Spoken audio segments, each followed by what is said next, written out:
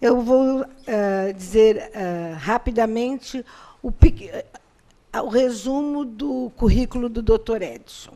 Ele é advogado, doutor, mestre graduado em Direito pela PUC São Paulo, é professor da Faculdade de Direito da Universidade Presbiteriana Mackenzie da FMU, professor convidado da ESA São Paulo, autor de diversas obras jurídicas, conferencista, membro da Comissão de Direito Penal Econômico, de Desenvolvimento Acadêmico e palestrante do Departamento de Cultura e Eventos da OAB São Paulo. Portanto, vocês terão, com certeza, uma palestra brilhante com o nosso Dr. Edson. Passo a você as palavras. Quero conversar com vocês hoje a respeito da Lei Maria da Penha como instrumento de transformação social. Trabalho com a questão da violência doméstica já há algum tempo. Fui advogado do escritório modelo Dom Paulo Evaristo Arnes, da Faculdade de Direito da PUC São Paulo. Lá nós tínhamos como preocupação de atuação a defesa das mulheres vítimas de violência doméstica. Isso se deu entre 2002 e 2005, quando nem Lei Maria da Penha existia, o cenário era bastante diferente. O meu mestrado foi a respeito da questão da violência doméstica, mestrado esse que defendi em 2005, na PUC São Paulo, e também não existia lá a Lei Maria da Penha. O título do mestrado chamava Intervenção da Justiça Penal Consensual nos casos de violência doméstica e familiar contra a mulher. E agora, em 2015, nesse mês, março, tive o prazer, a honra de defender também o doutorado na PUC São Paulo, com o tema da palestra, a Lei Maria da Penha como instrumento de transformação social. Também na PUC São Paulo, tanto mestrado e doutorado, orientados pelo professor doutor Marco Antônio Marques da Silva, que é professor titular da Faculdade de Direito da PUC São Paulo. Bom, para esse tema de palestra, eu queria conversar com vocês o seguinte: como é que era antes da Lei Maria da Penha, e como é que isso se transformou depois de 9 anos de aplicação? Legislação que é de 2006, então nós já temos 9 anos de aplicação da Lei Maria da Penha, que é um tempo já interessante para que a gente possa fazer uma avaliação, para que a gente possa mensurar como que a lei foi aplicada, quais foram os pontos positivos de impacto social e o que tem mais para ser feito, quais são os pontos que devem ser agora postos como desafio na aplicação dessa Lei Maria da Penha. Bom, nós tínhamos, antes da vigência da Lei Maria da Penha, que é a lei que aparece aí no quadro, é a Lei 11.340/06, uma realidade bastante sombria no combate à violência doméstica e familiar contra as mulheres. Antes de 2006, o regime jurídico geralmente que era previsto para as infrações penais, era o modelo do juizado especial criminal. Portanto, nós tínhamos lá um modelo consensual, um modelo de negociação, que muitas vezes redundava na aplicação de cesta básica, muitas vezes redundava na aplicação de penas pecuniárias, cujo caráter pedagógico não se extraía de forma alguma. Relembremos, então, como é que era antes de 2006. Parte significativa das infrações penais praticadas com violência doméstica e familiar contra a mulher estava sujeita a juizados especiais criminais. Então, vamos supor, lesão corporal leve, crimes contra a honra, constrangimento ilegal, ameaça, outros crimes estavam sujeitos ao juizado especial criminal.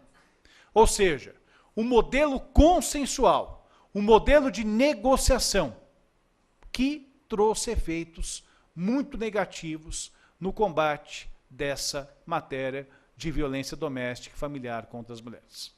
A gente pode apresentar esses crimes e pode vir o pensamento, mas também isso aí é leve, isso aí é tranquilo, isso aí na verdade não causa mal nenhum, uma lesão corporal leve, crimes contra a honra, constrangimento ilegal, ameaça.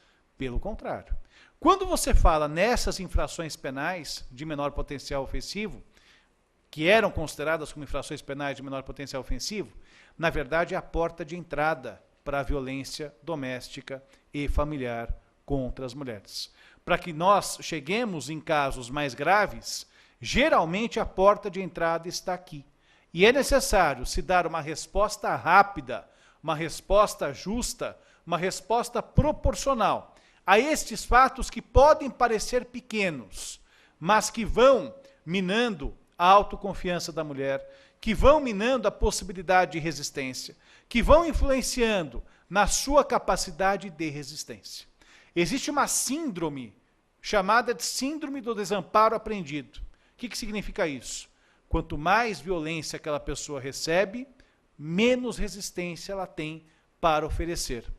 Então, quando eu tenho uma lesão corporal leve, nada se faz.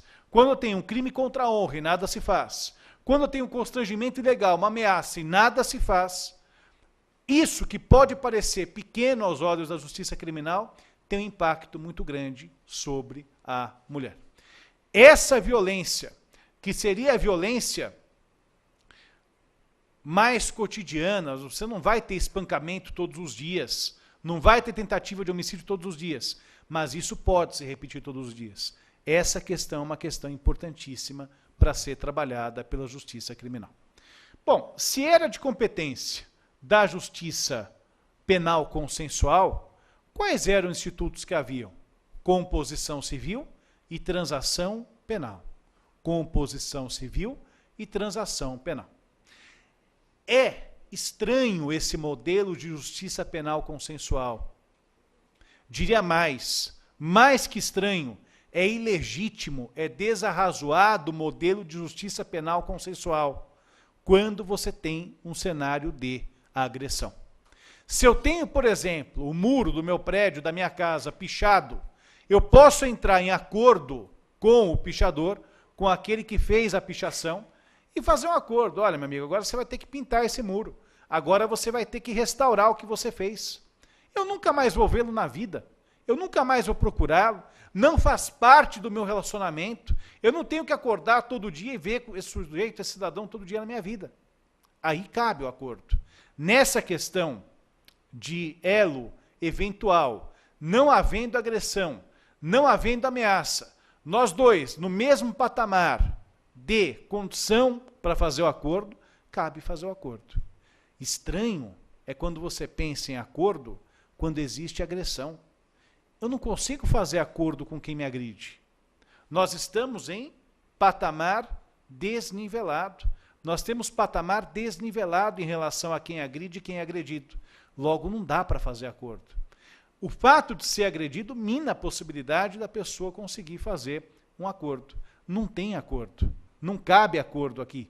Então, seja pela questão da agressão, seja pela questão da ameaça, seja pelo fato de talvez ainda existir um convívio social, seja pela questão relativa de muitas vezes a situação familiar não estar resolvida, não dá para você pensar em acordo. Quais eram os acordos existentes na época? Aqueles acordos que são típicos do juizado especial criminal. Vale dizer composição civil e transação penal. Composição civil, acordo entre o autor do fato e a vítima. Acordo entre o autor do fato e a vítima. Normalmente, acordo que tem como meta indenização, reparação do dano. O que acontecia muito quando se aplicava o modelo consensual na Lei Maria da Penha? O sujeito ia na audiência. Comparecia na audiência, ouvia lá que tinha um acordo, a mulher aceitava. A hora que os dois saíam da audiência, o marido virava, ou o namorado, enfim, alguma pessoa que tivesse relação, tá vendo? Você fez o que fez, eu vim aqui, ainda vou ter que pagar. Você pague. E a mulher ainda era obrigada a pagar aquilo que havia sido acordado. Então, nesse caso, o que você tem? Uma total impunidade. Medida inócua, medida vazia. Mesma coisa em relação à transação penal. Só tem um detalhe em relação à transação penal que piora a situação. Transação penal não tem participação direta do ofendido. Transação penal é acordo que envolve o Ministério Público e o autor do fato. A vítima não participava. O que era muito frequente em casos de violência doméstica? Tentava composição civil. Às vezes a vítima resistia, se tivesse condição. Eu não quero acordo. que acontecia? Terminava a possibilidade de composição, o juiz pedia para a mulher se retirar da sala. E aí tinha a transação penal. Transação penal, muitas vezes, inócua, muitas vezes com caráter pecuniário. Olha, paga 2 cestas básicas, está valendo. Né? A lei dos juizados especiais criminais em relação à violência doméstica passou a ser conhecida como lei da cesta básica. Total ideia de fracasso, total ideia de impunidade. Eu lembro que em 96 eu ainda estava na faculdade, na graduação, lembro que houve uma palestra e se falava do juizado especial criminal em relação com violência doméstica contra a mulher como lei do 30 ou lei do 60. Como assim lei do 30, lei do 60? Bateu a primeira vez, paga R$30. É reincidente, paga R$60. Tinha uma tabela que era utilizada no comecinho da aplicação da Lei 9.099. Portanto, esse cenário não era possível. Sem pensar também na falta de capacitação dos profissionais envolvidos com a questão da violência doméstica para atender aquela demanda. Quando se fala em falta de capacitação, muitas vezes se pensa em quem? Na autoridade policial. A autoridade policial pode, de repente, ficar mais visível essa falta de capacitação. Por quê? Porque é a primeira autoridade que recebe a notícia do fato criminoso. É a primeira autoridade que vai dar algum tipo de encaminhamento. Por isso que para ele a situação fica mais visível, fica mais latente. Mas não é só ele, não. Falta de capacitação do Ministério Público, falta de capacitação da magistratura, falta de capacitação de nós, advogados, também para lidar com o problema. Quantas vezes você não vê colega falando, mas isso foi só uma ameaça.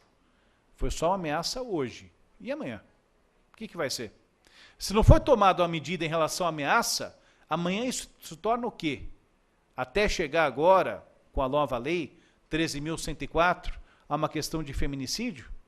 O feminicídio ele não brota do nada, ele não acontece do nada, ele é resultado, ele é fruto de uma violência constante, de uma violência cotidiana, que muitas vezes envolve aquelas infrações penais que podem parecer inofensivas, mas que têm um papel muito delicado na problemática da violência doméstica.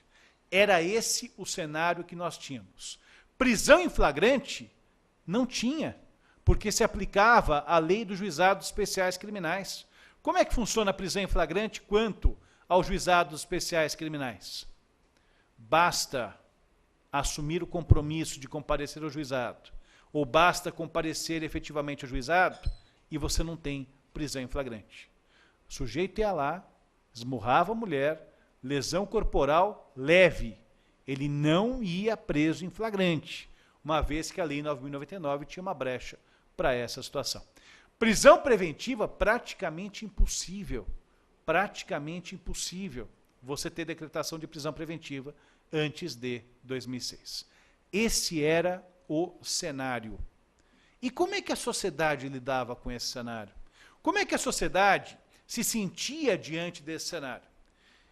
Eu coletei algumas pesquisas anteriores a 2006 que vão dar o tom de como a sociedade via essa questão. Acompanhe comigo. Primeira sensação, qual que era? Sensação de impunidade.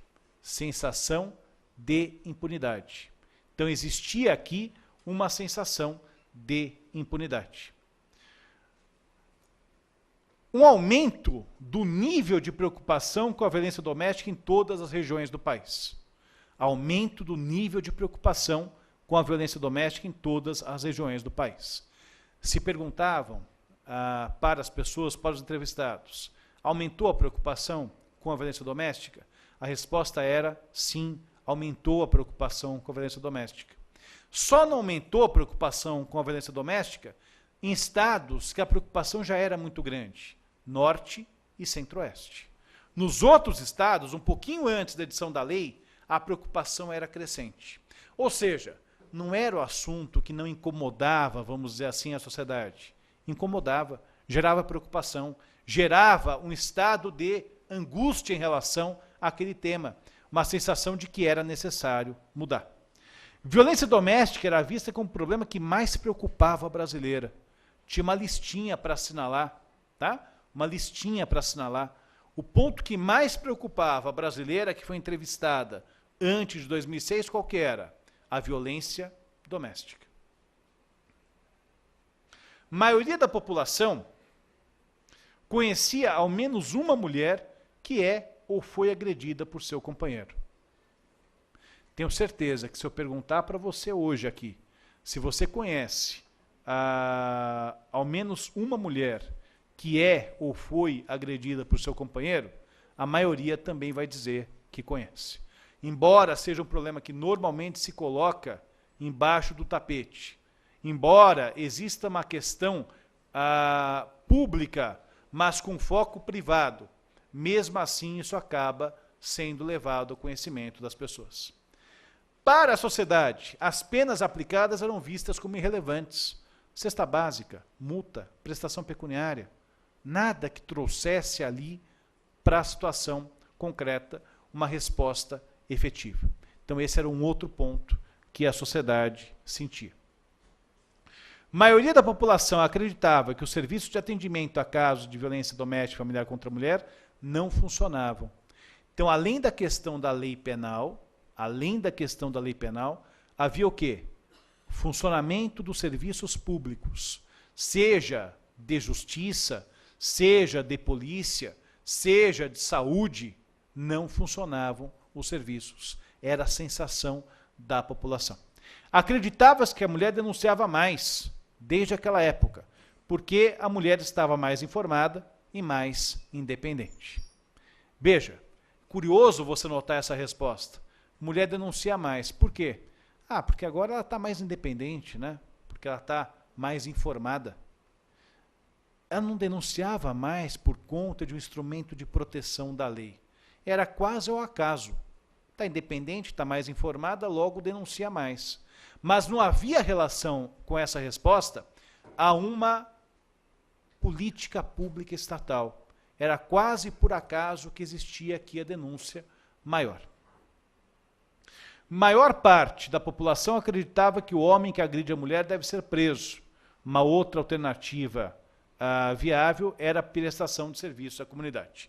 Era tudo que não acontecia na época. Sujeito dificilmente ia preso.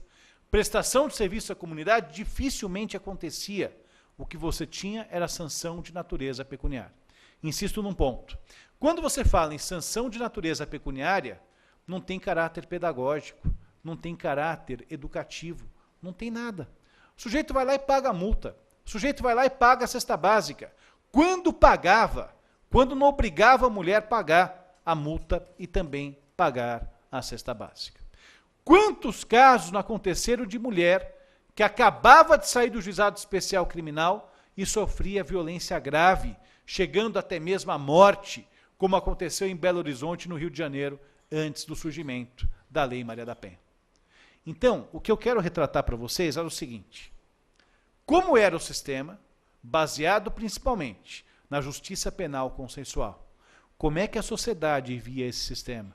A própria sociedade percebia que era um sistema inócuo, um sistema falho, um sistema que não protegia a mulher, um sistema que fazia com que as denúncias aumentassem quase por acaso, não havia um aparato estatal de proteção à mulher. A mulher não se sentia, portanto, protegida pela lei. Isso antes da aplicação da Lei Maria da Penha. Surge a Lei Maria da Penha em 2006 e traz uma reviravolta em relação ao fundamento normativo, ao regime jurídico existente anteriormente. Revolução.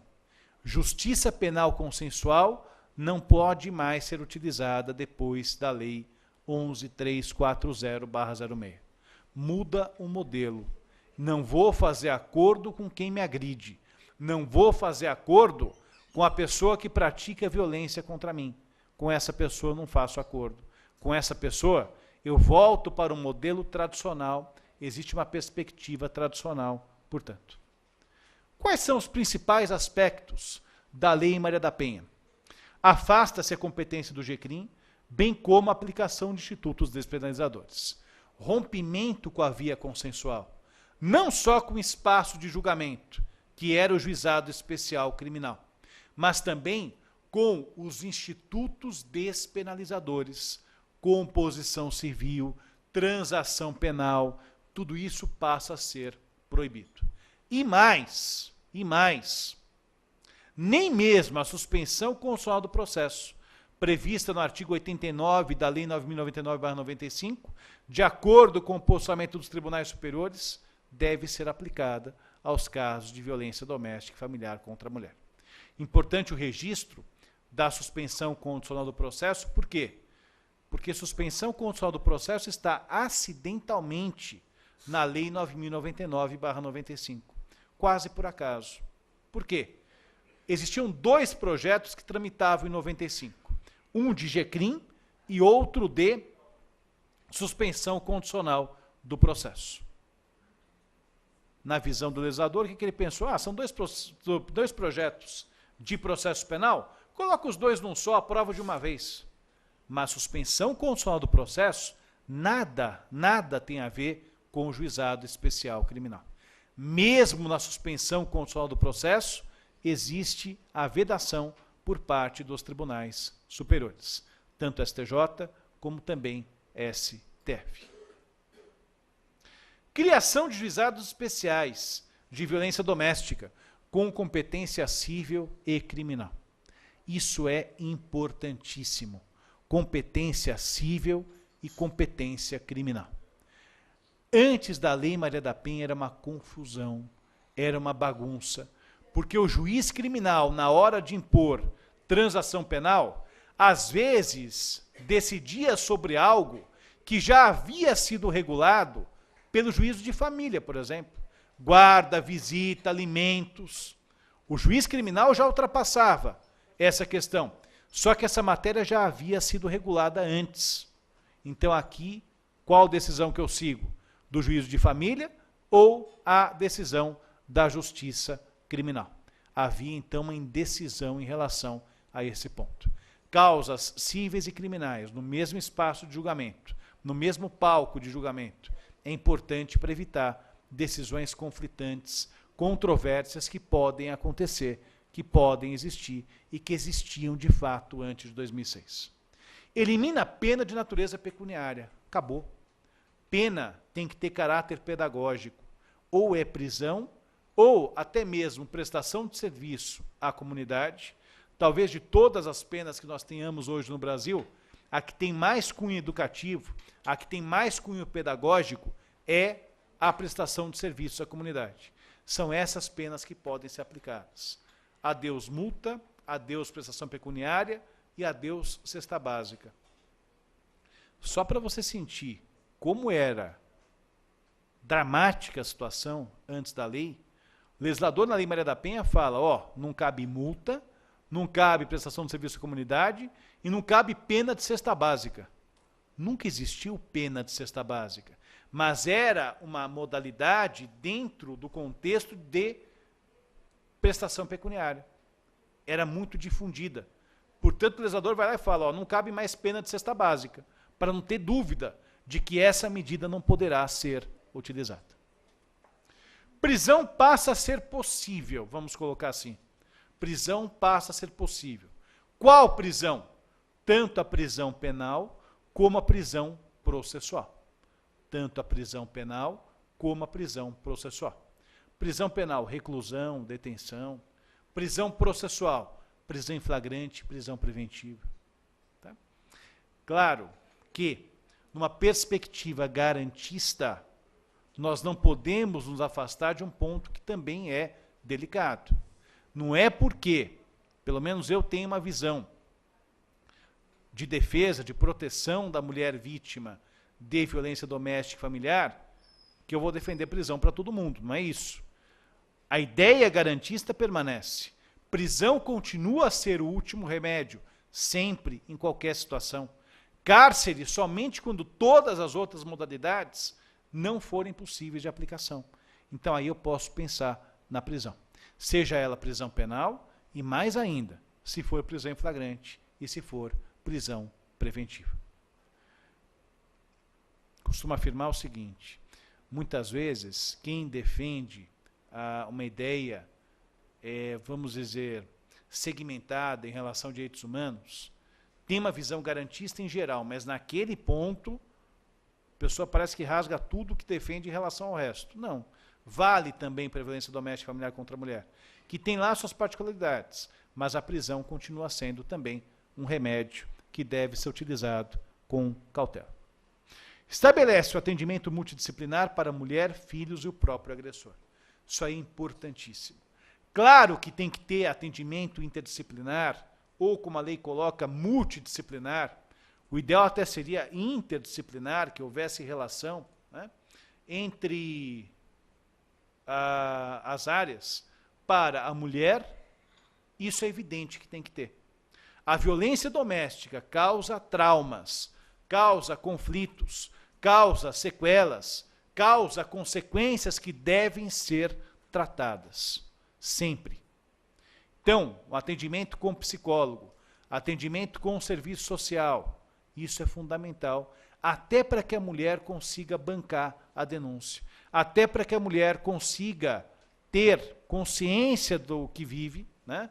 Que ela se veja nessa situação de violência e ela precisa reagir. Normalmente, quando você tem um atendimento inter ou que seja multidisciplinar, essa consciência ela aparece com mais facilidade. Ela aparece de modo a incentivar, a fazer com que a mulher banque a situação de necessidade de que alguma medida seja tomada. Isso em relação à mulher, mas não é só em relação à mulher. Também é em relação aos filhos do casal, perfeito? Veja, quando você pensa em sequela, a sequela atinge diretamente o casal, mas atinge também os filhos do casal. Quando a gente fala de gênero, e a ideia não é tratar exatamente da lei em si, mas é tratar da transformação social, mas eu tenho que falar um pouquinho de gênero. Gênero é concebido como construção social, aprendizagem social. Essa lei Maria da Penha, ela tem total relação com gênero. Aliás, eu só posso falar em lei Maria da Penha se houver ali a questão de gênero que aflore naquela relação. O que é gênero? Gênero é uma construção social. Construção social. Temos que romper com a ideia de que existe gênero masculino, gênero feminino. Gênero não é sexo. Gênero não tem a ver com aspecto biológico. Gênero é construção social, cultural, antropológica, que impõe papéis sociais a homens e mulheres. Existe aqui uma imposição, uma relação de submissão, que é cultural.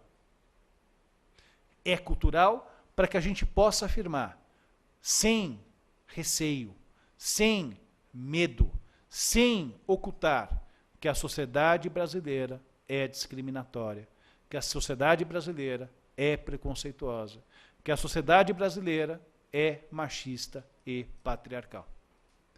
Primeiro passo para se vencer o preconceito é admitir que existe preconceito. A sociedade tem discriminação, tem preconceito racial, tem discriminação e preconceito social. É necessário admitirmos isso para que possamos vencer, para que possamos ter uma sociedade que se afaste dessa ideia. Muito se ouve, no Brasil é todo mundo amigo, todo mundo é feliz, todo mundo vive junto, não tem preconceito, não tem racismo. Como não tem? Como isso não acontece? Claro que acontece. Enquanto eu continuar negando que isso acontece, eu não consigo combater. Eu vou combater algo que não existe? Então, primeiro, é necessário admitir. É necessário admitir que existe preconceito e discriminação também em relação à mulher. A sociedade é machista e é patriarcal. Mas melhorou muito, desde a década de 40, se a gente for analisar, melhorou demais. Que bom que melhorou. Que bom que não vivemos ainda na época de 40. Mas o avanço tem que ser maior, o avanço tem que ser melhor. É necessário que isso se torne, na verdade, um componente de equidade de gênero, igualdade de oportunidade e respeito às diferenças. Voltando para a questão dos filhos. Se eu tenho ali um relacionamento violento, do homem em relação à mulher. Tá? E o filho presencia aquelas cenas de violência. Então, o pai toda vez xingando a mãe, batendo na mãe, agredindo a mãe, humilhando a mãe, ameaçando a mãe. Desde pequeno ele presencia isso. Qual que é o modelo que a gente quer que ele assimile? O que ele vai fazer na fase adulta? O que ele vai fazer quando ele for pai? Não é o modelo que está inserido? Não é isso? Não é uma aprendizagem social? Nós não reproduzimos comportamentos desde pequenos? A educação é importante. Educação que vem de casa, educação que vem de fora.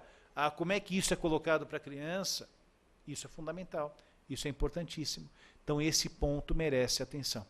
Os filhos do casal merecem tratamento, porque se eles não forem tratados devidamente, esse ciclo de violência ele pode ser reproduzido mais adiante.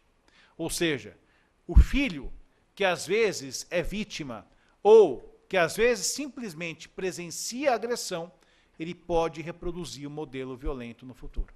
É certeza que ele vai reproduzir? Não, não é certeza. Mas é um potencial agressor no futuro. E por isso ele precisa de atendimento. Por isso ele precisa de uma atenção especial. E da mesma forma o agressor. Como é que é? O agressor também tem atendimento multidisciplinar? Tem. Para que ele consiga rever as questões conjugais. Para que ele consiga ter acesso a outras formas de solução de conflitos conjugais. Que conflito esse que vai acabar existindo, com maior, com menor intensidade, depende da época, depende do período, mas tem que estar preparado para saber lidar com isso. Né? Então esse é um ponto importante. Criação de medidas protetivas de urgência. O próprio nome já confere importância a isso. Medida protetiva de urgência. Medida protetiva que é utilizada em caso impactante, em caso que a mulher sofre risco de vida, em caso que a pessoa merece uma atenção especial, tanto destinada à mulher, como aquelas medidas que obrigam ao agressor. Veja, demonstramos aqui então um rompimento de postura a partir de 2006. Claro que esse rompimento não foi mágico. Rompimento é fruto da Constituição Federal, artigo 226, parágrafo 8º, é fruto de diversas convenções e tratados internacionais, dos quais se destaca a Convenção de Belém do Pará, por exemplo. E também é fruto de um caso que o Brasil quase praticou uma injustiça muito grande, no caso da própria Maria da Penha Maia Fernandes. Maria da Penha foi vítima de 2 tentativas de homicídio, sobreviveu, ficou tetraplégica em razão daquelas violências. E o Brasil praticamente, lá no estado do Ceará, não julgava o caso. Não julgava o caso. Caso praticamente à beira da prescrição. Até que houve uma possibilidade, na Corte Interamericana de Direitos Humanos, de denunciar o Estado brasileiro por conta daquilo que fazia. E a resposta da Corte Interamericana de Direitos Humanos foi muito severa. O Brasil julga o caso, tem multa, tem indenização, pode ter embargo econômico e mais. Crie uma lei protetiva para as mulheres. Então, claro, evidente que o movimento feminista foi muito importante. Evidente que, se não houvesse luta, se não houvesse a petição apresentada pela própria Maria da Penha, nada disso aconteceria. Mas a situação foi tão caótica que chegou nesse ponto. Uma intervenção, uma decisão, uma recomendação da Corte Interamericana de Direitos Humanos que obrigou o Brasil a tomar uma outra postura, julgando o caso, condenando o réu e também fazendo com que a vítima fosse indenizada, mas a criação da Lei Maria da Penha, uma lei protetiva à mulher. Então isso aconteceu. E nós tivemos, então, um choque de realidade. Choque de realidade, ao meu ver, totalmente necessário. Choque de realidade, ao meu ver, também transitório. Eu só vou precisar da Lei Maria da Penha até quando durar esse estado de desigualdade. Até quando existir a questão de gênero. até quando isso for necessário. Na doutrina existe esse posicionamento, Alice Bianchini. A própria Maria da Penha diz que o sonho dela é que se desativem as delegacias de defesa da mulher, que não haja mais necessidade da própria lei, porque o sentimento de igualdade estará incorporado pela sociedade. Claro, pode parecer utópico no dia de hoje. Não se sabe quanto tempo vai demorar para se alcançar nisso. Mas o objetivo da Lei Maria da Penha é estabelecer um patamar de igualdade material. Não basta a Constituição dizer que homens e mulheres são iguais em direitos e obrigação, se eu não tenho essa igualdade de fato. Basta de igualdade de papel, basta de igualdade formal. É necessário uma igualdade material, uma igualdade viva, para que isso possa repercutir. E como é que a sociedade reagiu à vigência da Lei Maria da Penha?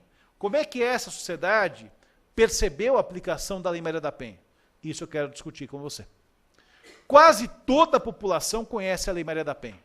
Nas últimas pesquisas, nós tivemos índice de 99% de pessoas que conhecem e já ouviram falar a respeito da Lei Maria da Penha. Veja, se eu quero que a lei tenha algum impacto na sociedade, primeiro ponto está vencido. A sociedade conhece a Lei Maria da Penha. Conhece a Lei Maria da Penha. Conhece, pelo menos, de ouvir falar, conhece, pelo menos, dizer, poxa, se bater na mulher da cadeia, de alguma forma já ouviu falar, de alguma forma já assimilou essa ideia de existência da própria Lei Maria da Penha. Na minha visão, esse já é um dado de transformação social. Se a sociedade conhece a Lei Maria da Penha, ela se mostra, passando para o tópico seguinte, como sujeito de direitos. Não mais aquele polo desprotegido, não mais aquele polo frágil, não mais aquele polo sem direitos, mas é sujeito de direitos por força da própria Lei Maria da Penha. Então esse é um instrumento de transformação social fortíssimo. Existe uma lei protetiva. Pode chiar, pode espernear, pode não gostar, pode torcer o nariz, mas tem uma lei protetiva à mulher vítima de violência doméstica e familiar. E mais, isso é assimilado pela sociedade, isso foi incorporado pela sociedade e também, de certa forma, pela própria mulher. A partir disso aconteceu o quê? Um encorajamento para denunciar o fato criminoso. A partir do momento que a mulher se sentiu de alguma forma mais protegida, ela passou a denunciar mais. Esse é um dado importantíssimo. Se nós pegarmos os índices de violência doméstica e familiar contra a mulher, nós vamos ver que desde 2006, esses índices só aumentaram. A última notícia que se tem foi essa pesquisa do IPEA, que teve um decréscimo de 10% no feminicídio, mas é dado isolado. Em relação à regra, nós tivemos um aumento de registros criminais. Ué, mas desde a Lei Maria da Penha aumentou o número de registros criminais? É, mais registros, mais ocorrências, é isso mesmo. Então a lei fracassou? Não, pelo contrário. Esse é um aspecto muito positivo da lei. Existe uma cifra oculta de criminalidade muito grande. A partir do momento que eu tenho mais mulheres denunciando, na verdade, porque elas se sentem mais protegidas. É o inverso. Mais registro não significa fracasso. Mais registro significa vitória. É aquela sujeira saindo debaixo do tapete. É o problema sendo enfrentado. É a mulher levando a notícia da ocorrência do fato criminoso para as autoridades. Eliette Safiotti, que é uma das maiores especialistas da área de antropologia, infelizmente já falecida, ministrava aula lá no curso de Ciências Sociais da PUC São Paulo, escreveu um livro que é importante. Já se mete a colher em briga de marido e mulher. Então esse é um dado interessante. Não é uma questão privada. Eu não quero que isso vaze, não quero que isso saia da minha casa. Vai sair. É questão pública. É uma questão pública. É uma questão de interesse do Estado. Então aqui, denúncia em número maior revela um aspecto positivo da lei. A mulher se sente mais protegida, ela se sente mais à vontade para levar a denúncia do fato criminoso. Portanto, existe uma sensação de maior proteção à mulher. Sensação de maior proteção à mulher. Ok? E mais, mudança de mentalidade. Sociedade é machista? É. Sociedade é patriarcal? É.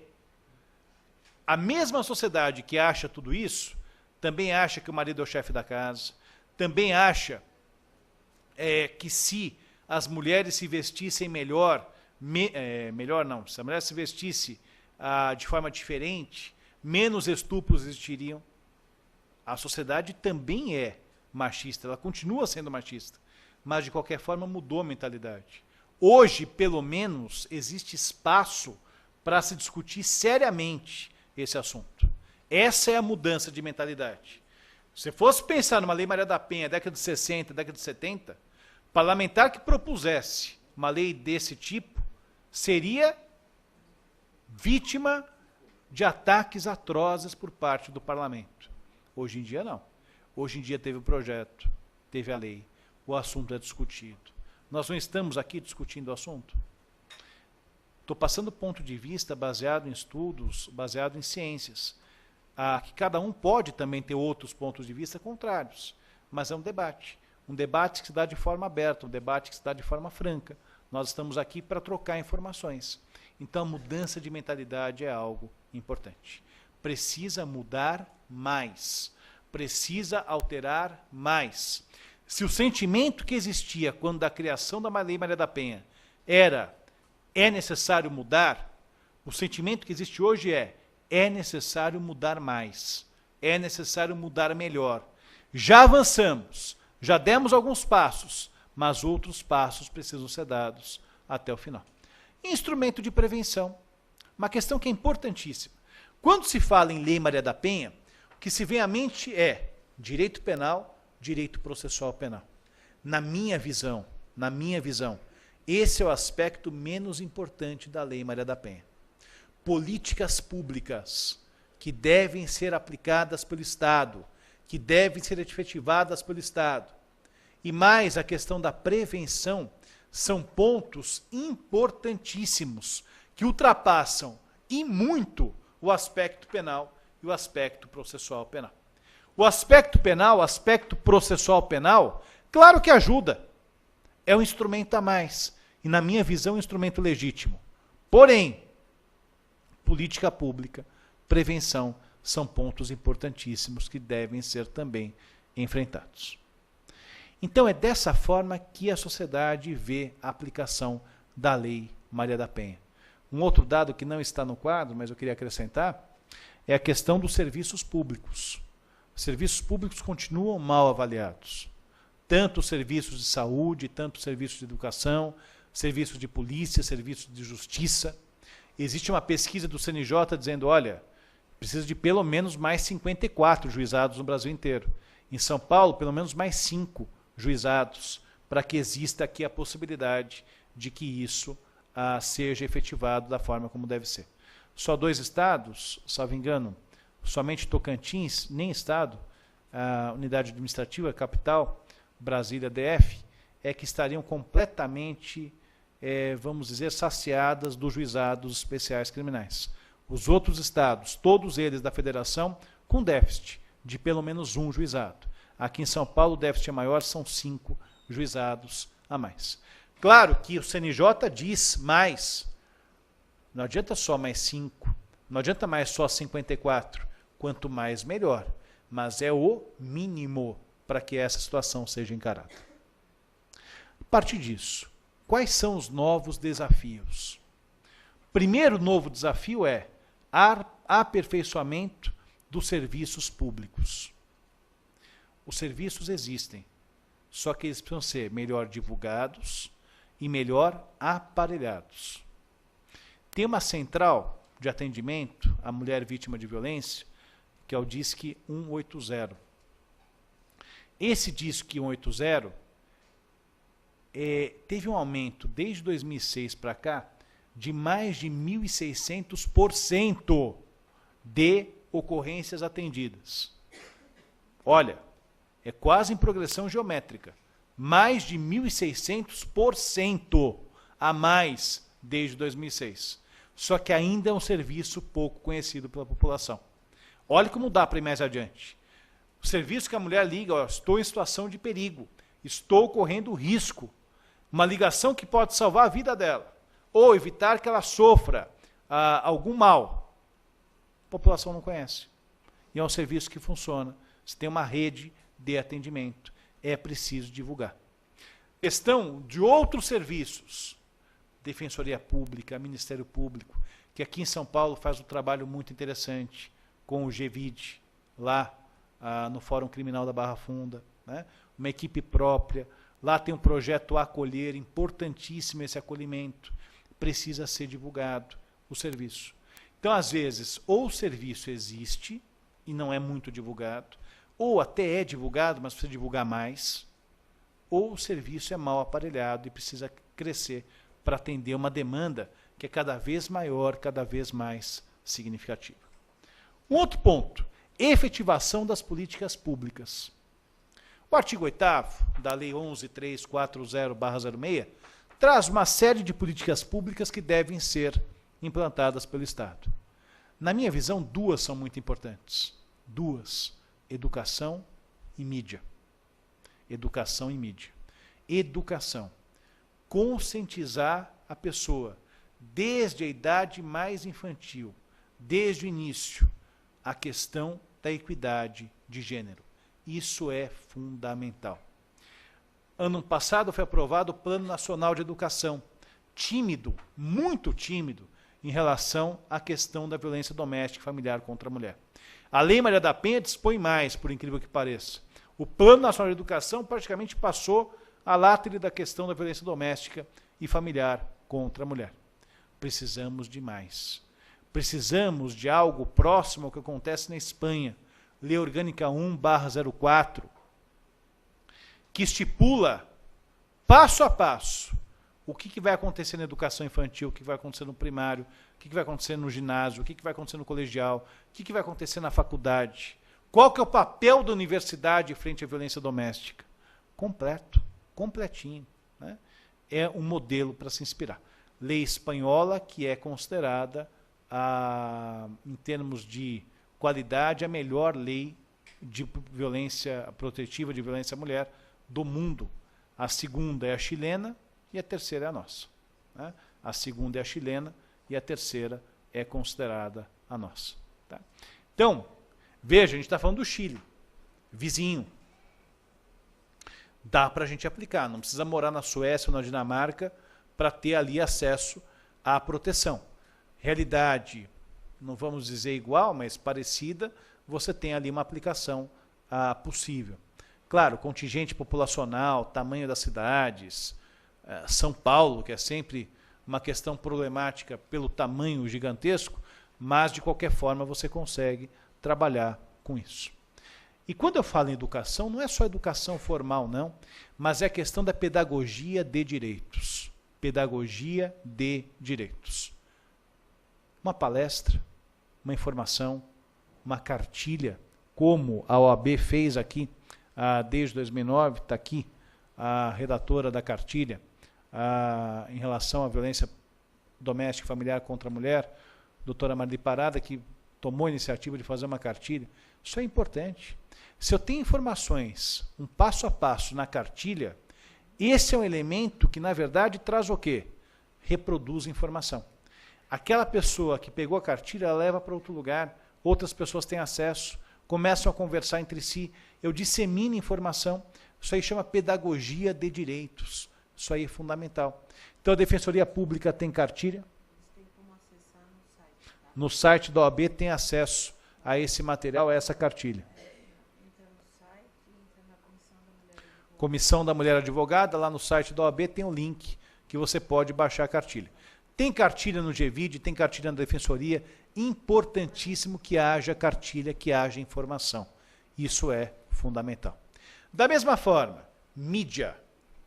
Mídia.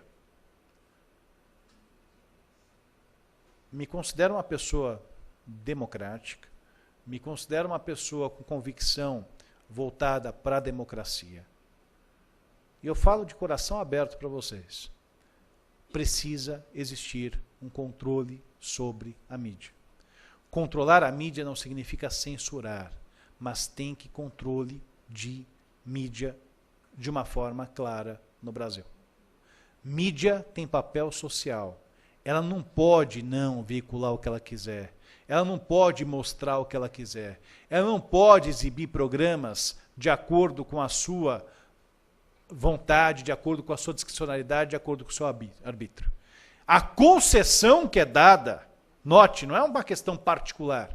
A concessão que é dada pelo Estado, pelo poder público, tem que ser respeitada.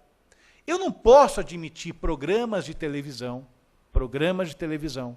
que criem ou aprofundem o estereótipo que cerca a figura feminina no Brasil.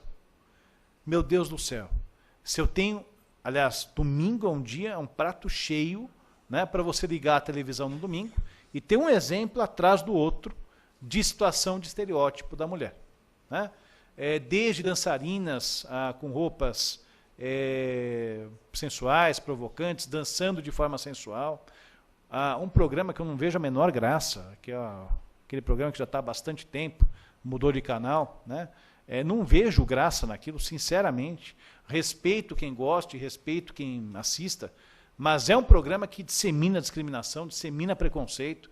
O papel da mulher ali é aviltante da forma que se retrata. Né? Até o João Kleber voltou, sabe lá Deus da onde, né?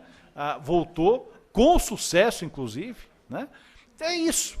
Quando você pensa em mídia, é isso. Desculpa, a mídia precisa ser controlada sim, tem que ter controle. E não é censura. Não é censura. Não tome essa afirmação como volta ao passado, não é isso. Mas tem que reproduzir aquele modelo que é de concessão, é questão social. Tá? Uma outra questão que eu queria levantar com vocês, e prometo que eu estou acabando já. Mídia impressa. Mídia impressa.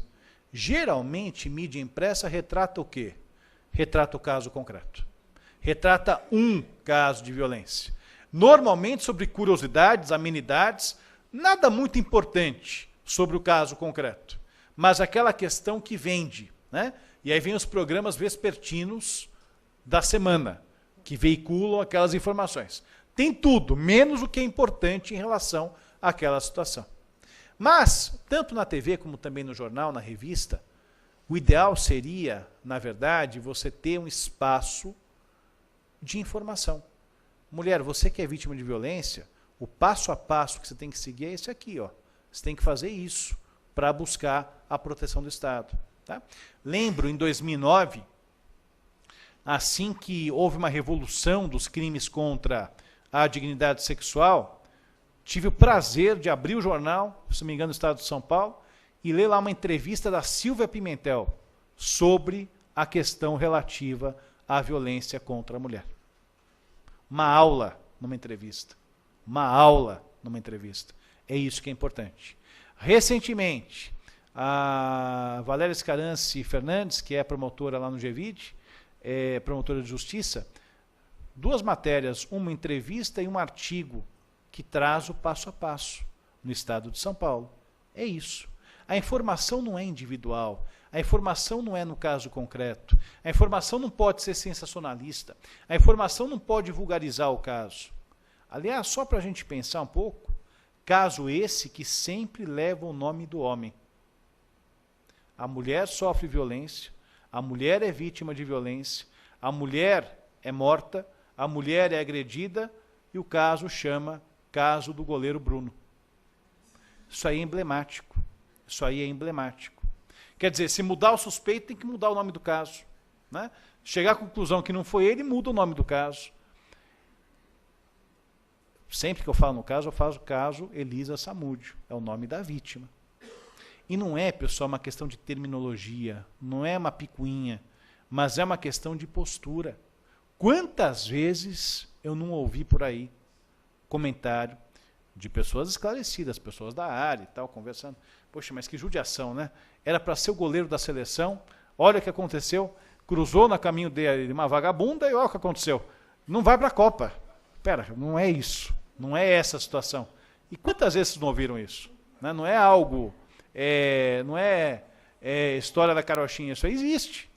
Então, assim, é uma questão importante. O caso concreto, isso aí é uma questão que tem que ser colocada.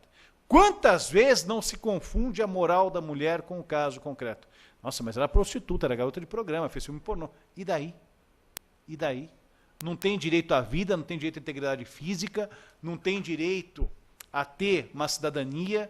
Tudo isso apaga a violência, tudo isso apaga o abuso, a integridade física, a vida da pessoa.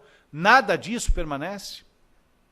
A gente precisa pensar, portanto, de outra forma. É necessário verificar, então, de qual modelo que nós estamos falando de justiça penal. E capacitação dos profissionais para melhor atendimento da demanda. O serviço existe muitas vezes, mas insisto, ou não é divulgado, ou, às vezes, falta um aparelhamento, falta ali um crescimento do número de pessoas que vão prestar o serviço. Tudo isso é muito importante para que se tenha um resultado melhor.